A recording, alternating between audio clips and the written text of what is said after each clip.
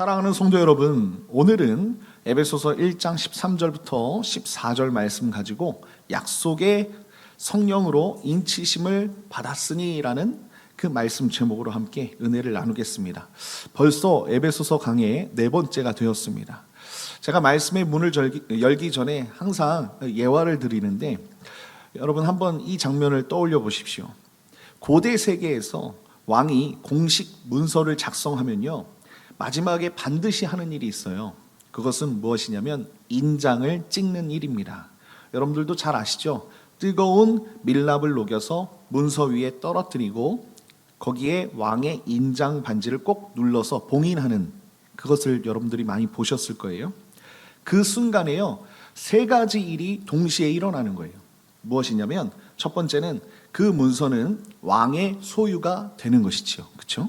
그리고 두 번째는 그 문서는 왕의 권위로 보호를 받을 수 있습니다. 그러니까 누가 뭐라고 해도 이 문서는 누구의 문서예요? 왕의 문서라는 것이죠.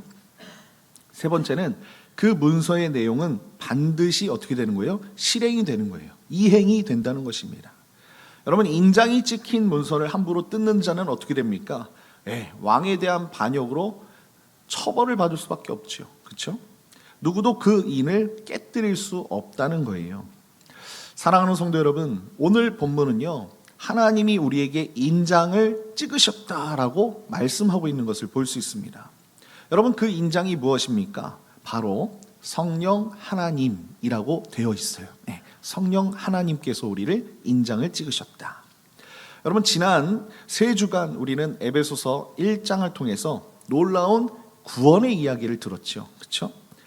창세전에 하나님께서 우리를 택하셨고 예수 그리스도의 피로 우리를 속량하셨고 이제는 무엇이에요? 성령 하나님에 대해서 이제 말씀하고 있습니다. 한 가지 질문이에요. 무엇이냐면 구원이 정말 내 것인가? 라는 질문을 우리가 가질 수 있다는 거예요. 그리스도의 피로 우리가 속량을 받았는데 그러면 이 구원이 정말 내 것인가? 하나님이 택하셨다고 했는데 진짜 나를 택하신 것인가? 라는 질문을 할 수 있다는 것입니다. 그리스도의 피로 속량을 받았다고 했는데 정말 내 죄가 사해졌는가라는 것이죠. 이런 생각으로 우리가 흔들릴 때가 있지 않습니까? 왜냐하면 우리가 우리의 모습을 잘 알잖아요. 연약하고 부족하다는 것을. 감정이 메마를 때가 있고요. 기도가 막힐 때가 있어요. 그리고 죄를 짓고 나서 고개를 들 수 없을 때 우리는 이렇게 흔들린다는 거예요. 나는 정말 구원받은 사람인가? 라는 그런 의심이 여러분 목사도 몰려올 수 있다는 것입니다. 오늘 본문은요, 그 질문에 대한 하나님께서, 그 질문에 대해서 하나님께서 아주 확정적인 대답을 해주고 계시다는 것을 여러분들이 좀 보셨으면 좋겠습니다. 여러분, 제가 사도 바울이 지금 뭘 얘기하고 있다고 했어요? 대송영의 세 번째 악장, 그러니까 계속해서 지금 하나님을 송축하는 그런 대송영을 얘기하고 있다고 했는데 3절에서부터 6절은 뭐예요? 성부 하나님의 사역, 선택과 예정과 양자 삼으심이라고 제가 말씀드렸고 7절부터 12절은 성자 하나님, 예수님의 사역, 속량과 계시와 만물의 통일이었다면, 그렇죠? 그리스도의 머리라는 그 안에서 우리가 통일되어야 한다면, 자, 오늘 이제 13절부터 14절은요, 성령 하나님의 사역, 인치심과 보증에 대해서 말씀하고 있다는 것입니다. 삼위일체 대송영의 마지막 악장이 오늘 말씀이라는 거예요. 이 마지막 악장 속으로 우리가 함께 들어가서 우리가 함께 은혜를 나누는 시간을 가졌으면 좋겠습니다. 자, 그렇다면 사도 바울은 성령의 사역에 대해서 무엇을 선언하고 있는가라는 것입니다. 자, 첫 번째는 이것이에요. 첫 번째는요, 자, 앞에를 보십시오. 진리의 말씀을 듣고 믿어 인치심을 받았다고 선언하고 있다는 거예요. 자, 우리 한번 따라해 볼까요? 자, 다 같이 읽어봅시다. 시작. 진리의 말씀을 듣고 믿어 인치심을 받았다고 선언합니다. 이게 아주 중요하거든요. 여러분, 13절 상반절을 보면 이렇게 말씀하고 있어요. 자, 13절 상반절. 자, 여기까지 한번 읽어볼까요? 시작. 그 안에서 너희도 진리의 말씀 곧 너희의 구원의 복음을 듣고 그 안에서 또한 믿어라고 말씀하는 것을 볼 수 있습니다. 여러분, 13절 앞부분을 보니까 뭐라고 얘기하고 있어요? 그 안에서 너희도 진리의 말씀 곧 너희의 구원의 복음을 듣고라고 말씀하고 있습니다. 여러분, 여기서 가장 주목해야 할 단어가요, 이제는 너희도라는 단어예요. 왜냐하면 이 너희가요, 에베소 교회에 에베소 교회에 속한 이방인들이었기 때문에 그래요. 제가 지난주에 말씀을 드렸었는데, 바울은 11절까지, 에베소서 1장 11절까지 우리라고 말하다가 13절에서 이제 너희라고 얘기하는 것을 발견할 수 있습니다. 우리가 우리는 뭐예요? 바울은 유대인이었기 때문에 이제 유대인 그리스도인들을 얘기하겠죠. 우리라는 것은. 그런데 이제 너희 이방인들도 동일한 구원에 참여하게 되었다라는 선언을 해요. 그것이 제가 지난주에 말씀드렸던 비밀, 미스테리온이라는 그 내용이에요. 이제 우리가 예수 그리스도 안에서 이방인들도 복음을 통해서 구원을 받았다는 거예요. 아멘이시죠? 예. 이방인도 함께 상속자가 되고요. 그리고 함께 지체가 되었어요. 그리스도의 그 머리 안에서 함께 통일된 지체가 되었다는 것입니다. 그 비밀이 이제 여기서 현실이 되고 있는 것을 볼 수 있다는 거예요. 그렇다면 그 구원이 어떻게 적용되었는가라는 것이지요. 진리의 말씀 곧 구원의 복음을 듣고 그 안에서 또 믿어라고 말씀하고 있지 않습니까? 순서를 보면 뭐라고 말씀하고 있어요? 듣고라고 얘기하고 있어요. 그렇죠? 듣고. 그 다음에는 들은 다음에 뭐예요? 믿어라고 되어 있죠. 아주 일관됩니다. 사도 바울은 일관되게 들음에서 뭐가 있다? 믿음이 난다라고 얘기하고 있죠. 믿어는 피스투산테스라고 되어 있는데요. 듣고 믿는 거예요. 아멘이시죠? 여러분들이 지금 이 말씀을 들으면 믿게 되는 거예요. 이 순서는 절대로 바뀔 수 없는 것입니다. 듣지 않으면 믿을 수 없는 거예요. 로마서 10장 17절 여러분들 잘 아시죠? 우리 다 같이 한번 읽어볼까요? 시작. 그러므로 믿음은 들음에서 나며 들음은 말씀으로 말미암느니라. 아멘. 그렇죠? 여러분, 믿음은 들음에서 난다라고 분명히 말씀하고 있어요. 로마서도 누가 썼어요? 사도 바울이 썼죠. 그렇죠? 사랑하는 성도 여러분, 여기서 매우 중요한 것이 있습니다.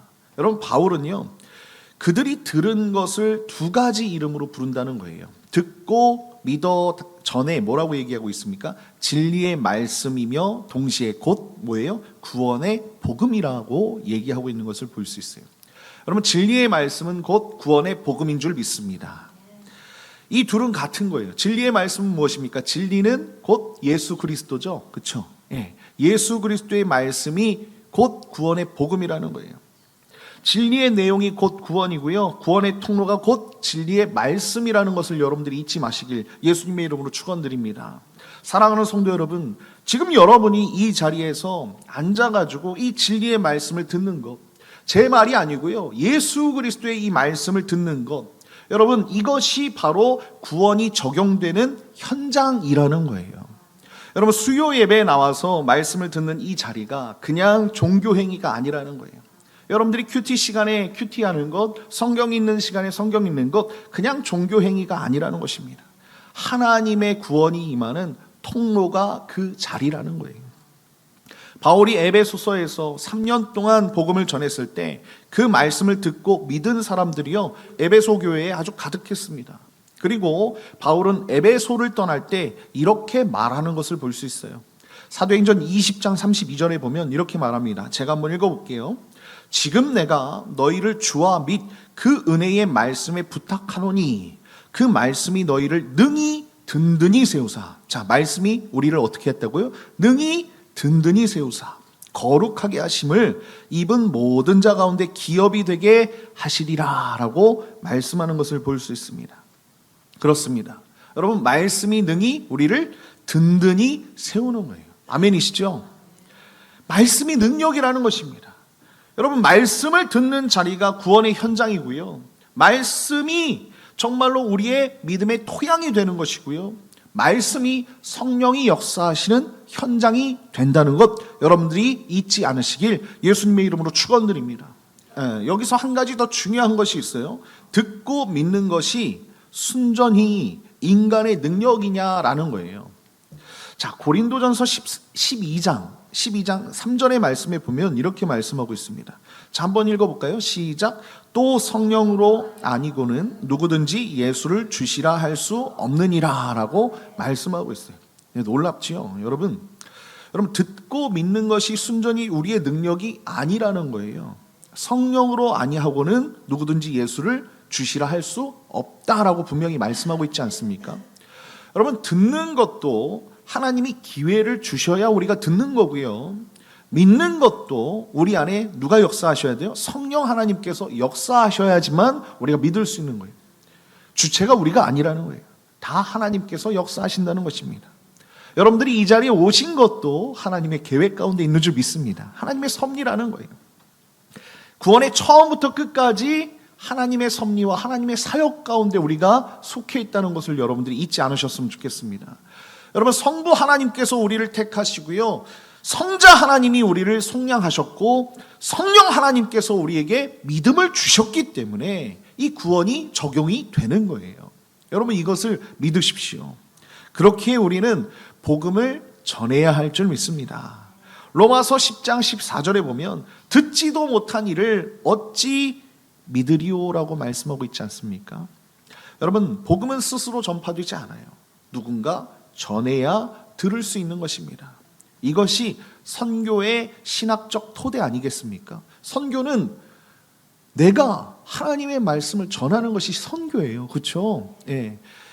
지금 우리가 멀리 나가자는 얘기가 아닙니다.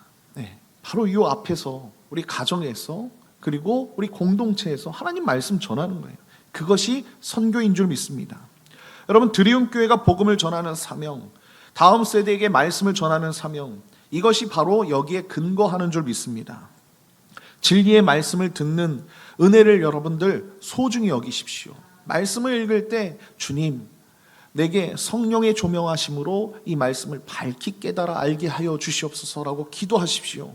그러면 그 말씀이 여러분들에게 능력이 될 거예요. 여러분들을 든든히 세우는 능력이 될 줄 믿습니다. 그리고 그 말씀을 세상에 전하는 사명을 감당할 수 있는 능력을 주실 줄 믿습니다. 이 은혜가 우리 드리움 교회 성도님들 모든 삶 가운데 가득 넘치시길 예수님의 이름으로 간절히 축원드립니다. 자, 그렇다면 듣고 믿는 자에게 하나님은 무엇을 해주셨는가라는 것이죠. 자, 두 번째는 이것입니다. 두 번째는요, 약속의 성령으로 인치심을 받았다고 선언하고 있어요. 13절 하반절을 보면 이렇게 말씀하고 있어요. 자, 우리 다 같이 한번 읽어볼까요? 시작. 약속의 성령으로 인치심을 받았으니, 인치심을 받았으니 라고 말씀하고 있어요. 여러분 13절 하반절에 보니까 인치심을 받았다, 성령의 인치심을 받았다라고 말씀하고 있지 않습니까? 그런데요, 그냥 성령이 아니에요. 약속의 성령이라고 되어 있죠. 그렇죠? 헬라어로 토 푸뉴마티테스 에판겔리아스 토 하기오라고 되어 있어요. 자, 여러분 성령님은 우리에게 약속된 분이라는 뜻입니다. 아멘이시죠? 약속된 분이에요. 하나님께서 오래전부터 우리에게 약속하신 분이 계시는데 그것이 바로 성령 하나님이라는 것입니다. 여러분 우리가 아까 찬양했죠. 마지막 날에, 그렇죠? 구약에서 하나님께서 이렇게 약속하시는 걸 볼 수 있어요. 요엘서 2장 28절에 보면 이렇게 말합니다. 우리 다 같이 한번 읽어볼까요? 시작. 그 후에 내가 내 영을 만민에게 부어주리니 너희 자녀들이 장래일을 말할 것이며. 아멘. 그렇습니다. 하나님의 영을 만민에게 부어주신다라고 말씀하고 있지 않습니까? 그렇죠? 우리 예수님께서도 요한복음에 보니까 보혜사 성령님을 우리에게 보내주신다라고 말씀하셨어요. 분명히 요엘서에 보니까 내가 내 영을 만민에게 부어주시리라고 분명히 말씀하고 있다는 것을 여러분들이 잊지 않으셨으면 좋겠습니다. 에스겔서 36장 26절 그리고 27절을 보면 이렇게 말씀하고 있어요. 또 새 영을 너희 속에 두고, 그렇죠? 너희 속에 두고 새 마음을 너희에게 주되 너희 육신에서 굳은 마음을 제거하고 부드러운 마음을 줄 것이며 내 영을 너희 속에 두어 너희로 내 율례를 행하게 하리니라고 분명히 말씀하고 있어요. 이게 성령 하나님에 대한 약속이거든요. 이 약속하신 성령님께서 예수 그리스도의 승천 이후에 우리 가운데 오셨다는 거예요. 구약의 선지자들이 수백 년 전에 약속한 그 성령이 오순절에 부어졌고요. 그렇죠? 오순절 그 성령의 역사가 우리 가운데 임해졌고요. 그 성령이 지금 우리 안에 거하신다고 말씀하고 있는 거예요. 자, 그러면 인치심은 무엇일까요? 인치심을 받았으니라고 말씀하고 있는데요. 자, 인을 찍다라는 것인데 이것은 헬라어로 에스프라기스 테데라고 되어 있어요. 그리고 요 단어는요, 스프라기조라는 이 인을 찍다의 수동태로 되어 있습니다. 좀 어렵죠? 자, 그런데 그냥 이것만 아시면 돼요. 이 인치심은요, 수동태로 작성되어 있는데, 자, 수동태는 무엇입니까? 내가 한 게 아니고 누군가가 나에게 해준 거예요. 그게 수동태거든요. 그리고 시제가 중요한데요, 부정과거로 되어 있습니다. 한 번 찍히면 끝나는 확정적 사건을 얘기하는 게 부정과거예요. 그러니까 다시 말해서 하나님이 나에게 인쳐주셨어요. 약속의 성령으로 인쳐주셨어요. 그러면 이제 그것은 끝났다는 거예요. 그 약속의 그 성령의 인치심은 끝났다는 거예요. 다시 한번 말씀드릴게요. 서론에서 제가 뭐라고 말씀드렸어요? 왕의 인장을 여러분들 기억하시죠? 서론에서 제가 말씀드렸는데 인장이 찍히면 세 가지 일이 일어난다고 제가 말씀드렸습니다. 첫 번째는 소유권이에요. 소유권. 하나님의 소유가 되는 거예요. 성령님의 인치심, 약속의 성령님의 인치심으로 우리는 이제 하나님의 소유가 되었다는 것입니다. 너는 내 것이에요. 아멘이십니까? 제가 이렇게 말씀드리는 게 아니에요. 고린도전서 6장 19절에 보니까 이렇게 말씀하고 있어요. 자, 제가 한번 읽어보겠습니다. 너희 몸은 너희가 하나님께로부터 받은 바 너희 가운데 계신 성령의 전인 줄을 알지 못하느냐. 너희는 너희 것이 아니라 라고 말씀하고 있어요. 여러분, 우리는 우리 게 아니에요. 하나님의 것입니다. 아멘이시죠? 우리 게 아니에요. 우리가 우리의 몸을 마음대로 할 수 있는 것이 아니라는 것입니다. 하나님이 이미 확정하셨어요. 너는 내 것이라고 소유하셨다는 것입니다. 성령이 우리 안에 계신다는 것 자체가 하나님의 소유권, 그것이 내게 아니라 하나님 것이라는 것을 정확하게 반증해 준다는 것입니다. 자, 두 번째는 아까 제가 뭐라고 말씀드렸어요? 보호에 대해서 말씀드렸죠. 그렇죠? 왕이 인장을 찍으면 그것을 더 이상 누가 깨뜨릴 수 없다고 말씀드렸습니다. 인이 찍힌 것은 함부로 건드릴 수 없는 거예요. 요한계시록 7장 3절에 보면 이렇게 말씀하고 있습니다. 요한계시록 7장 3절입니다. 우리 한번 다 같이 읽어볼까요? 시작. 우리 하나님의 종들의 이마에 인치기까지는 땅이나 바다나 나무들이 해하지 말라 하더라. 예. 아무도 해할 수 없는 거예요. 아무도. 무슨 말인지 아시겠죠? 인찍힌 자는 보호를 받습니다. 하나님의 소유가 되었잖아요. 그럼 하나님이 보호하시는 거예요. 내가 보호하는 삶이 아닙니다. 세상의 어떤 세력도 마귀의 어떤 공격도 하나님이 인찍으신 자를 절대로 빼앗을 수 없다는 것을 여러분들이 믿으시길 예수님의 이름으로 축원드립니다. 자, 세 번째는 확증이에요. 세 번째는 확증인데, 여러분, 이 인을 찍는 것도요, 진품과 가품을 확인하는 거예요. 로마서 8장 16절에 보니까 뭐라고 얘기하고 있냐면 이렇게 말합니다. 성령이 친히 우리의 영과 더불어 우리가 하나님의 자녀인 것을 뭐한다? 증거하시나니라고 말씀하고 있다는 거예요. 사랑하는 성도 여러분, 여러분들이 증거하는 게 아니에요. 내가 뭘 했기 때문에 내가 하나님의 자녀다라고 얘기하는 게 아니고 성령님께서 여러분들을 친히 하나님의 자녀입니다라고 그렇게 말씀해 주시는 거예요. 아멘이시죠? 여러분, 우리는 이것을 믿어야 합니다. 우리가 하나님의 자녀인 것을 증거하는 것이 아니라는 거예요. 하나님께서 성령님을 통해 증거함을 받으시는 거예요. 뭐라고 말씀하시냐면 성령님은 너는 하나님의 자녀가 맞아 라고 말씀하는 거예요. 우리가 아무리 연약해도요, 우리 성령 하나님은 우리를 바라보시면서 그 연약함 가운데 탄식하면서 우리를 위해서 기도해 주시지 않습니까? 그러면서 뭐라고 하시는 거예요? 너의 구원은 진짜야, 가짜가 아니야. 하나님의 자녀가 맞아. 그러니까 다시 회복하고 일어나라고 말씀해 주시는 줄 믿습니다. 사랑하는 성도 여러분, 우리가 부동산을 매매할 때 가장 중요한 서류가 뭐예요? 아마 아시는 분들은 아실 텐데 등기부 등본 아닙니까? 그렇죠? 등기부 등본.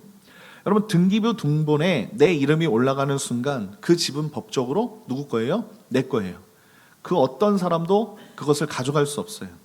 설령 내가 그 집에 아직 이사를 가지 않았을지라도 법적으로 이건 누구 거예요? 내 거라는 거예요. 성령의 인치심이요, 바로 이것입니다. 하나님 나라의 등기부 등본이라는 것을 여러분들이 잊지 않으셨으면 좋겠습니다. 여러분, 우리의 이름이 천국에 올라가 있어요. 아멘이시죠? 예, 하나님의 명부에 올라가 있다는 거예요. 내 감정이 흔들려도, 환경이 바뀌어도, 내 믿음이 내가 봤을 때 너무나도 연약해 보여도 하나님이 찍으신 이는 지워지지 않는다는 거예요. 제가 아까 말씀드렸죠? 확증되었다. 그렇죠? 절대로 지워지지 않습니다. 그냥 확증된 거예요. 나는 정말 구원받은 것인가? 이 질문에 대한 대답은 내 감정에 있지 않다는 것입니다. 여러분, 감정은 변할 수밖에 없는 거예요. 오늘 은혜롭다가 내일 우리의 감정이 메마를 수 있다는 것입니다. 그러나 성령의 인치심은 한 번 찍히면 지워지지 않는 줄 믿습니다. 여러분, 이것을 우리가 들었을 때 우린 뭐 해야 돼요? 그럼 감사해야죠. 예, 감사하고 위로를 얻을 수 있는 거예요. 이것을 믿으십시오. 여러분들은 성령의 인치심을 받은 확실한 보증 위에 서 있는 하나님의 백성이라는 것을 잊지 마시고, 나는 너무 연약해, 이게 아니라 그럼에도 불구하고 성경 읽고 기도하며 주님의 뜻이 무엇인가 매일 하루하루 정말로 하나님 앞에 믿음으로 한 걸음이지만 한 걸음씩 한 걸음씩 걸어가는 저와 여러분 다 되시길 예수님의 이름으로 간절히 축원드립니다. 자, 마지막입니다. 자, 그렇다면 이 성령의 인치심은 어떠한 역할을 하고 계시는가라는 것입니다. 자, 마지막으로 이것입니다. 우리 기업의 보증이 되신다고 선언하고 있는 것을 볼 수 있어요. 자, 14절. 자, 14절을 우리 다 같이 한번 읽어볼까요? 시작. 이는 우리 기업의 보증이 되사 그 얻으신 것을 속량하시고 그의 영광의 찬송이 되게 하려 하심이라. 아멘. 자, 오늘 말씀이 조금 어렵지만 잘 들어보십시오. 여러분, 14절에 보니까 이는 우리 기업의 보증이 되사라고 말씀하고 있잖아요. 여러분, 여기서 보증이라는 이 헬라어는요, 아라본이라고 쓰여져 있습니다. 그런데 이 단어가 아주 흥미로운 단어예요. 여러분, 이것은 그 당시에, 자, 사도 바울이 살던 그 당시에 상거래에서 사용되었던 그런 용어입니다. 그러니까 장사하면서 사용되었던 용어예요. 계약금, 선금이라는 뜻이에요. 네. 보증이라는 게 계약금, 선금. 잘 아시죠? 물건을 살 때 먼저 계약금을 내면 어떻게 됩니까? 그것은 나머지 전액을 반드시 지불하겠다라는 그런 약속 아닙니까? 그렇죠? 계약금을 걸어놓고 나머지를 안 치르는 사람은 그 계약 위반으로 어떻게 되는 거예요? 처벌을 받을 수밖에 없는 거죠. 사랑하는 성도 여러분, 한번 생각해 보십시오. 여러분들이 아파트 전세 계약을 할 때 한번 생각해 보세요. 계약금을 걸면 어떻게 됩니까? 그 집은 이미 내 것이 되는 거예요. 그렇죠? 내 거예요. 계약금 걸면 내 거예요. 아직 이사를 가지 않아도, 아직 잔금을 치르지 않아도 계약금이 걸리는 순간 그 집은 법적으로 내 것으로 확보가 되는 것입니다. 그렇죠? 예. 그리고 집주인은 반드시 잔금을 받고 집을 넘겨야 되는 것이죠. 성령 하나님께서 우리에게 걸어놓으신 계약금이 바로 이것이라는 거예요. 하나님이 우리에게 성령을 주셨다는 것은 장래의 기업, 곧 완전한 구원을 반드시 주시겠다는 보증이라는 것입니다. 완전한 구원을 주시겠다는. 고린도후서에서도 바울은 같은 개념을 계속해서 반복하는 것을 볼 수 있어요. 첫 번째는 고린도후서 1장 22절에 보면 이렇게 말씀하고 있습니다. 자, 한번 읽어볼까요? 시작. 그가 또한 우리에게 인치시고 보증으로 우리 마음에 성령을 주셨느니라. 예, 여러분, 보증으로 주셨대요. 보증으로. 무엇을? 성령을 주셨다는 거예요. 자, 그리고 고린도후서에 또 나오는데요. 고린도후서 5장 5절에 보니까 또 이렇게 말씀하고 있어요. 자, 다 같이 한번 읽어볼까요? 시작. 이것 우리에게 이루게 하시고 보증으로 성령을 우리에게 주신 이는 하나님이시라라고 말씀하고 있다는 것입니다. 그렇습니다. 자, 성경을 보니까 3번이나 반복해서 이렇게 성령은 보증이다라고 얘기하는 것입니다. 자, 그렇다면 이 계약금을 걸었으면 우리가 실물을 받아야 되잖아요. 그것이 무엇입니까? 오늘 말씀을 보니까 기업이라고 얘기하고 있어요. 오늘 14절에 보니까 그 얻으신 것을 속량하시고 라고 말씀하고 있는데, 자, 그 얻으신 것에 해당하는 이 헬라어 페리포이에이시스라는 이 말은요, 하나님이 자기 소유로 얻으신 것이라는 그런 뜻을 갖고 있어요. 그리고 속량이 다시 한번 나오는데요. 자, 지난주 7절에 나왔던 아폴리트로시스라는 이 단어가 이 속량입니다. 그런데 오늘 본문의 속량과 7절의 속량은 좀 다르다는 거예요. 어렵죠? 자, 7절의 속량은 무엇이냐면 우리의 죄사함을 속량하셨다. 그러니까 죄사함이라는 거예요. 속량이 죄사함이다라는 얘기인데, 오늘 14절에 나오는 이 속량은요, 아직 완성되지 않는 최종적인 속량을 뜻합니다. 자, 무엇이 속량인가부터 한번 보겠습니다. 로마서 8장 23절에 보니까 이렇게 말씀하고 있어요.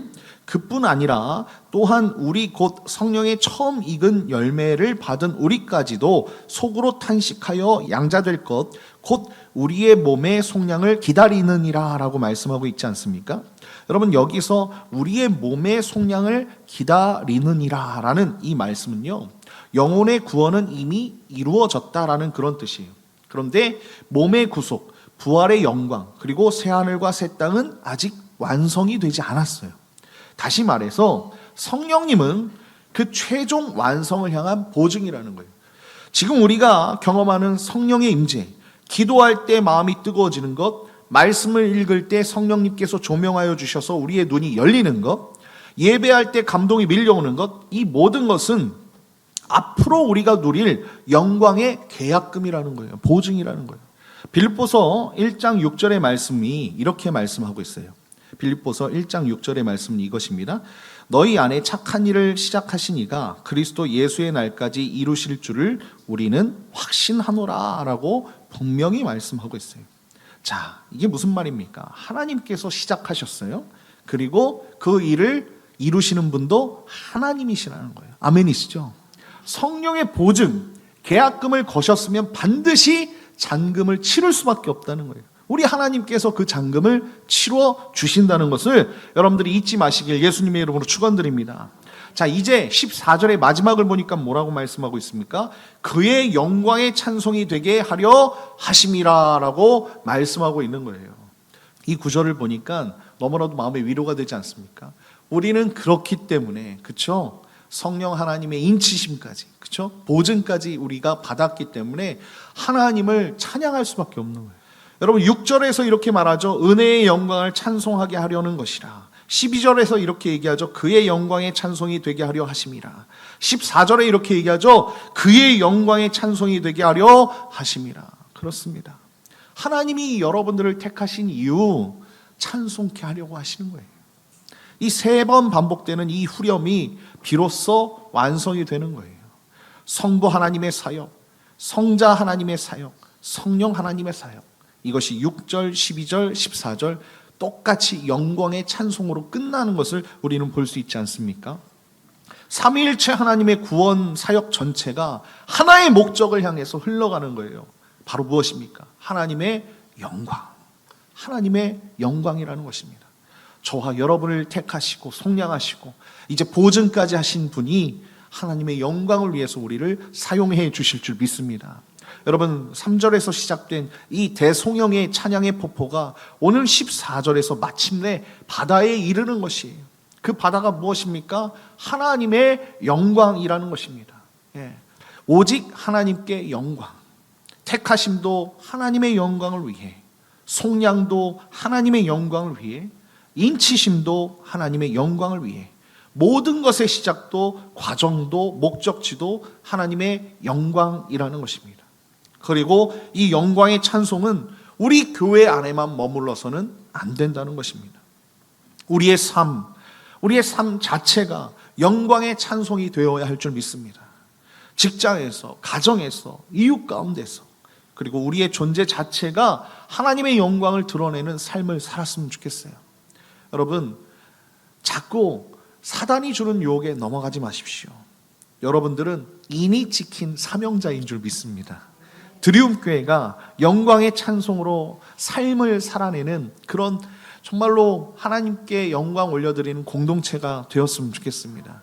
구원의 보증을 위해 굳게 서서 미래의 영광을 소망하며 영광의 찬송으로 살아가는 삶, 저와 여러분 다 되시길 예수님의 이름으로 간절히 축원드립니다. 결론입니다. 나는 정말 구원받은 것인가? 라고 의심 가졌던 분이 계실 수 있어요. 기도가 막히고 마음이 메마르고 하나님이 멀리 느껴지는 그런 분이 계실 수 있습니다. 그러나 절대 그렇지 않아요. 오늘 말씀 분명히 선언하고 있잖아요. 하나님은 여러분에게, 저와 여러분에게 인을 찍으셨대요. 그 인은 절대로 지워지지 않는데요. 그래서 우리가 뭐 해야 돼요? 이제 말씀을 읽으면서 들으면서 믿음이 생겨나야죠. 믿음이 처음에 가장 중요합니다. 초신자들에게 믿음이 얼마나 중요합니까? 이 믿음이 우리 가운데 있어야 된다는 거예요. 이 수요예배 자리가 여러분들에게 믿음의 자리가 되었으면 좋겠습니다. 왕이 문서에 인장을 찍으면 그 누구도 그것을 취소할 수 없는 거예요. 빼앗을 수 없는 것입니다. 그 문서의 내용은 반드시 이행된다는 것을 여러분들이 잊지 마시고, 하나님 나에게 이렇게 행하셨군요. 그럼 내가 해야 할 일은 하나님 앞에 믿음을 더 성장시키는 것, 그리고 하나님 앞에 찬송하는 것, 하나님을 위해 살아가는 것, 우리가 이것을 깨달았고 주님 앞에 나아갔으면 좋겠습니다. 자, 에베소서 1장 13절 14절 마지막으로 우리가 이것을 다시 한번 믿음으로 읽고요, 마치는 시간 가졌으면 좋겠습니다. 자, 다 같이 한번 읽어볼까요? 시작. 그 안에서 너희도 진리의 말씀 곧 너희의 구원의 복음을 듣고 그 안에서 또한 믿어 약속의 성령으로 인치심을 받았으니 이는 우리 기업의 보증이 되사 그 얻으신 것을 속량하시고 그의 영광의 찬송이 되게 하려 하심이라. 아멘. 그렇습니다. 약속의 성령으로 인치심 받은 저와 여러분, 구원의 확신 가운데 담대히 살아가십시오.